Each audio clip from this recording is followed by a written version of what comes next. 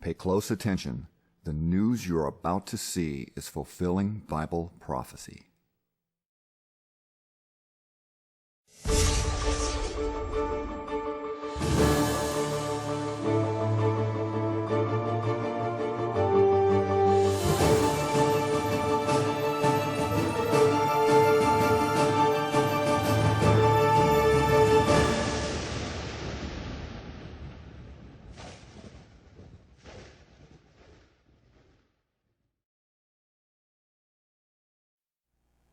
Welcome to another edition of YPN News, bringing you the news that relates to Bible prophecy and foretold by Yeshua Hawkins. Well, in the news this week, we have more effects of the coronavirus hitting the food supply very hard, the meat plants, but also some farmers, as we'll see in our first story, having to just let their crops lie not be able to actually even get rid of them. So those details. Also, we have a new arrival in the United States as far as insect goes, which have many people concerned, and more trouble in the South China Sea. So these stories and more. But first, imagine for a moment a football field covered in potatoes that rose to a height of 20 feet. Now that would equal 12 million pounds of potatoes. Now multiply that times 84 football fields, and you will come up with 1 billion pounds of excess potatoes that farmers cannot sell due to the coronavirus pandemic. In Washington State, potato farmers are in debt and not even able to give away their potatoes easily due to the cost.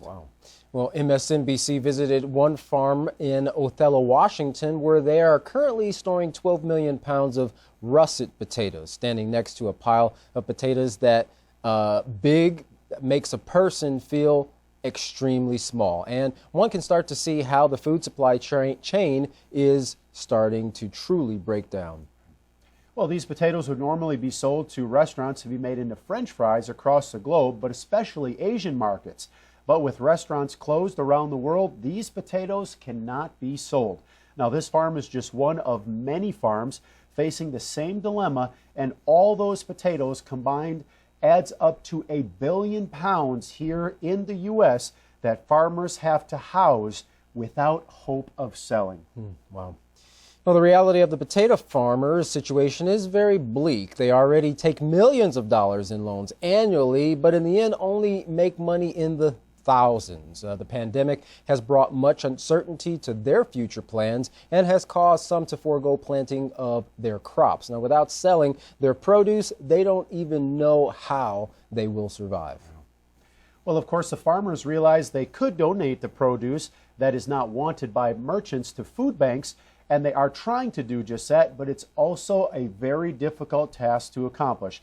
Many Americans are in need of food these days. However, to package and ship that food to them is costly, and where the farmers are at a loss because they can't just eat all that expense. That's right.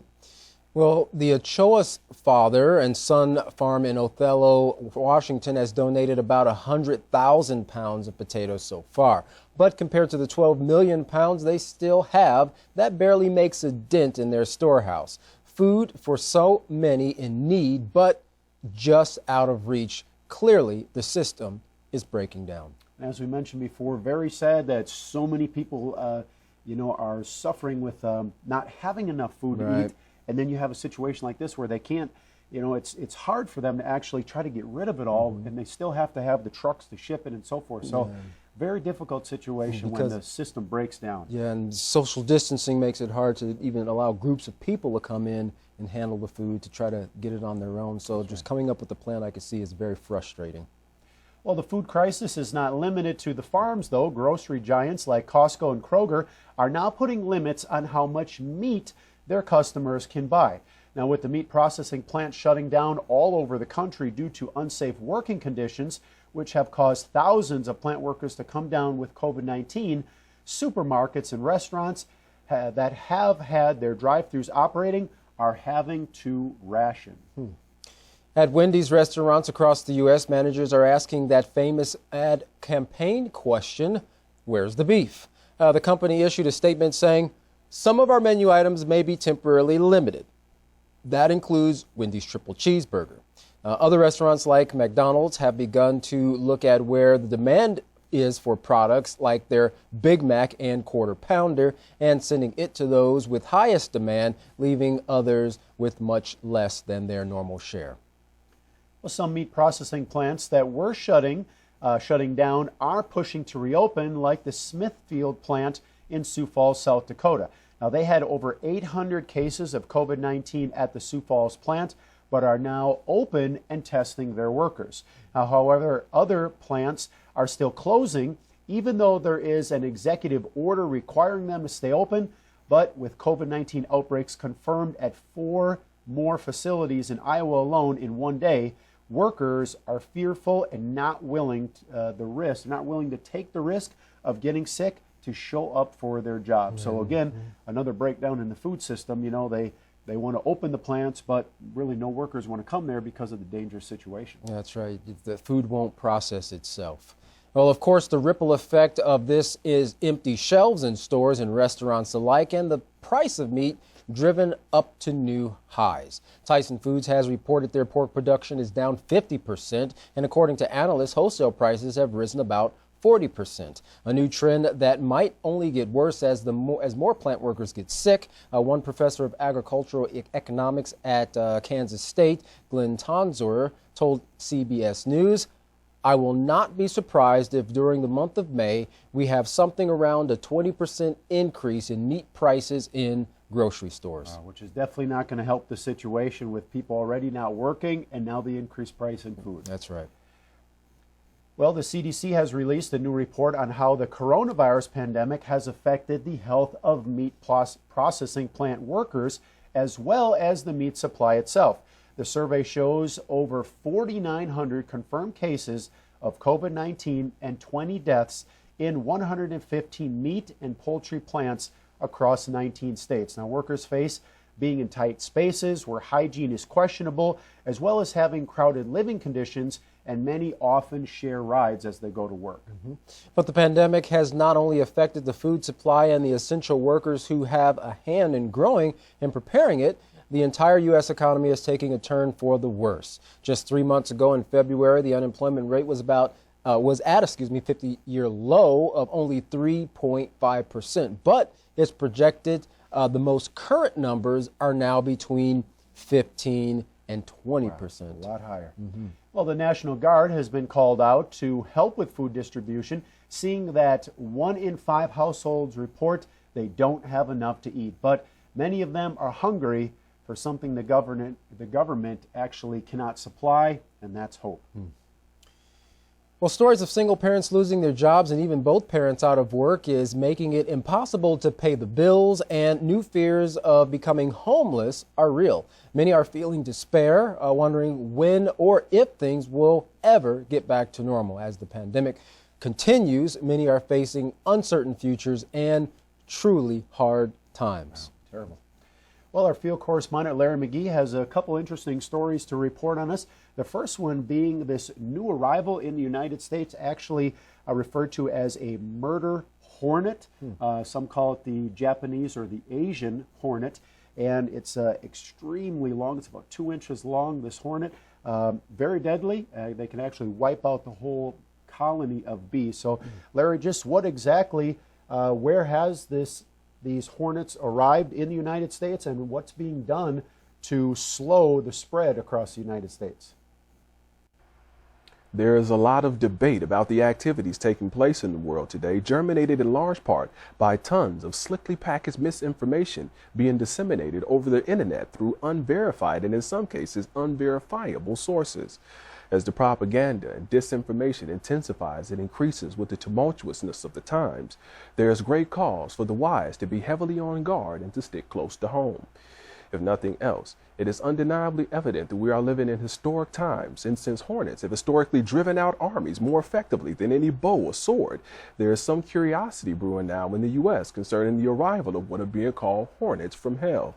The insect is reported to be indigenous to Asia, where it is said to kill about 50 people per year in Japan. The hornet is approximately 2 inches long and has a stinger sharp and large enough to penetrate a beekeeper's suit.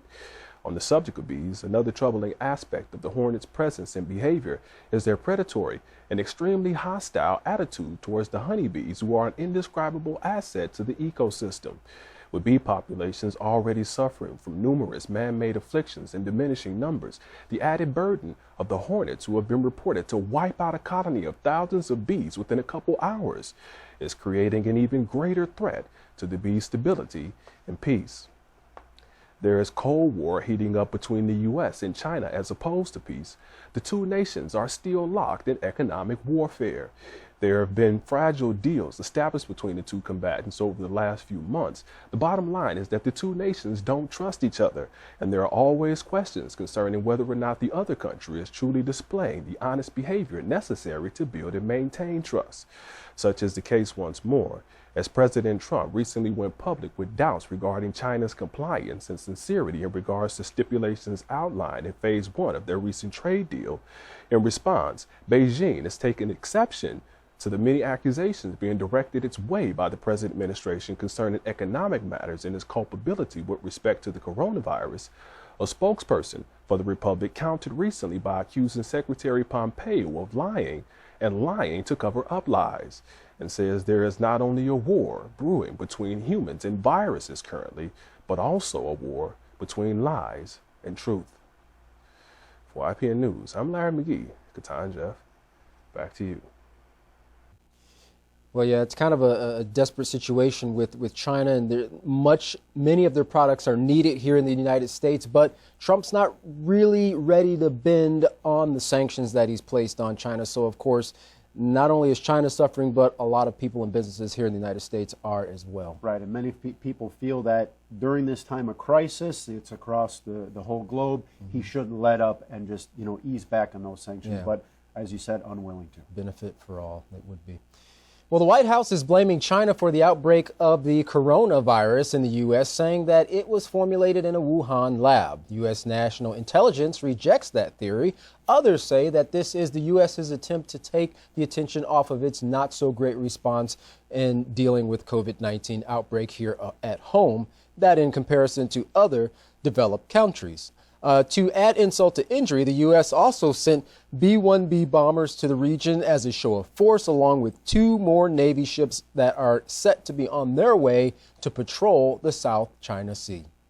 Well, those ships are set to patrol off the coast of Malaysia, where the U.S. accuses China of stealing the country's oil supply. Now, China's argument is that the region belongs to the South China Sea, so it belongs to them anyway, historically, and as a response, China is threatening the U.S. to leave their backyard. Now, the border between China, India, and Nepal is also being contested, with India and China claiming land areas on opposite sides of the border, causing fights between both sides, tensions between two countries that both have nuclear weapons, putting many on edge. And actually, some of those fights, the soldiers were getting together having like fist fights from both sides, so it wasn't what you'd consider conventional military battles, but actually like more of a brawl. Yep, sure was. Well, the U.S. Navy is keeping a strong eye on China, conducting surveillance flights along with patrols in the South China Sea. China is putting the U.S. on notice as well. Vietnam, Brunei, Malaysia, Taiwan, and the Philippines, they are a part of the islands that encompass the South China Sea, an area that flows over 30% of the world's shipping and 10% of the fisheries. And let's not forget also 190 trillion cubic feet of natural gas is in the South China Sea, along with 11 billion barrels of oil, which definitely has the U.S.'s interest for that part of the world. China has created man-made islands starting back in 2012 to spread its reach in the sea, including one with a military base and airstrip. Well, the U.S. accuses China of taking advantage of the situation in the chaos of the coronavirus pandemic, but interestingly enough, many of the Asian islands accuse the U.S. of stoking the fire of conflict in the region. Now, tensions between the U.S. and China are creating what analysts call a new Cold War and aggravating a situation which those in the region say they have been able to manage on their own. The United States is starting the process of removing some of its weaponry from Saudi Arabia as things wind down from the previous military buildup there as tensions arose with Iran. Areas affected by the withdrawal are Saudi oil installations, which the U.S. beefed up measures after an attack on the Saudi Aramco facility last September. Dozens of military personnel will also be reassigned as a result. President Trump, now when he was asked, did not want to give specifics regarding the withdrawal, but he did say that the U.S. is making a lot of moves in the Middle East and elsewhere throughout the world. Well, the president continued, "We've been taken advantage of, but we're making moves all over the world regarding our military, and now we have one of the strongest militaries in the world, and we've spent $1.5 trillion on our military. We have the best equipment, missiles, planes, the best of everything, and we've just authorized new ships to be built. We go around and we protect other countries, and other countries don't respect us like they should, and in some cases, they don't even like us, and those days are over." Well, President Trump was recently questioned on his thoughts regarding the COVID-19 virus and a vaccine at a press meeting, and he had some pretty clear thoughts on the matter. Let's just take a listen to what he had to say about it. Well, I feel about vaccines like I feel about tests. This is going to go away without a vaccine. This is going to go away without a vaccine. This is going to go away without a vaccine. It's going to go away, and we're not going to see it again, hopefully, after a period of time. You may have some flare-ups, and I guess, I would expect that. Sometime in the fall, you'll have flare-ups, maybe. Maybe not. You may have some flare-ups next year, but eventually it's going to be gone. It's going to be gone. There are some viruses and flus that came and they went for a vaccine. They never found the vaccine and they've disappeared. They've never shown up again. They die too, like everything else. They die too. And so whether we do or not, I think great progress is being made by Johnson & Johnson, by Oxford and some others. NYU, I see, is very advanced. But if you don't get it, this is going to go away at some point. Now, the president's comments there, Katan, kind of interesting because not too many other people are saying it's just going to disappear or vanish, except Yeshua Hawkins, who's been explaining to all of our viewers that this does have a limit, and it is 5 months. So that was very interesting what President Trump had to say, because it corresponds exactly with what Yeshua Hawkins has been bringing out regarding the scriptures that say this disease or this virus has a 5-month time period. That's right. Interestingly enough, to add to that, Yeshua Hawkins has also been the only one that I know of, while everyone else is scratching their head, to point out why this virus started in the first place and how it wasn't just not, as everyone's blaming China, this was something that was formulated in the lab. No, he said this has taken thousands of years to build up to get to the point where it is, to where we have coronavirus, also known as COVID-19, and warns that there are going to be worse things that are yet to come. Right. But also with that building up, that have been building all these years, and now we're going to see the end result of that with these next ones that are coming as well. Yeah, that's right. End of it's going to be 4/5 of mankind all gone as a result of not only the diseases, but ultimately the nuclear war.